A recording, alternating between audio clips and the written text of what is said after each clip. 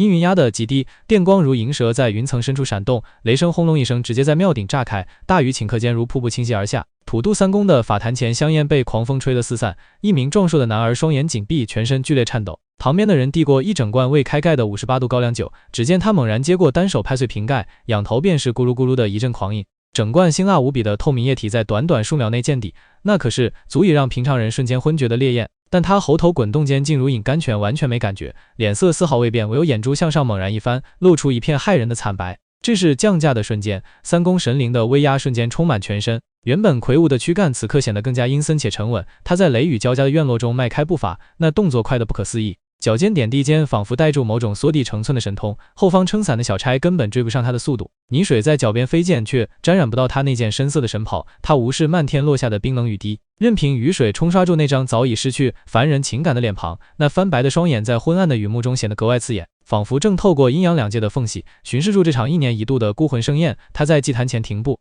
伸手抓起早已准备好的墨汁，往脸上随意一抹，那模样比鬼神更加狰狞几分。尽管头顶雷声不断，闪电交加，他却稳如泰山，坐在那张摇晃的木椅上，身边围绕的信众被这股霸气压得不敢大声喘息。那罐入肚的高粱酒似乎化作了纯粹的神力，在他体内熊熊燃烧成一股不可侵犯的威严。他抓起令旗，对着虚空猛然一挥，雨势竟然在这一刹那有了短暂的停歇。众人惊觉这不是表演，而是真真实实跨越生死的交汇。这场在大雨中展开的降价仪式，让所有围观者感受到一种发自灵魂深处的震撼。三公的步伐迅捷如风，眼神狂乱，却又精准锁定每一处不安的气息。他在雨中穿梭的身影，像是一座移动的界碑，划分住阴与阳的绝对界限，直到仪式接近尾声。他在一阵疯狂的颤抖中猛然往后一倒，众人赶紧上前扶住这具疲惫不堪的肉身。当他再次睁开眼，眼神已恢复了凡人的迷茫，而那空掉的高粱酒瓶在雨水中静静躺住，诉说住刚刚那场与神共舞的疯狂午后。这份超越肉体极限的演出，成了这座小镇上永远谈论不腻的奇迹，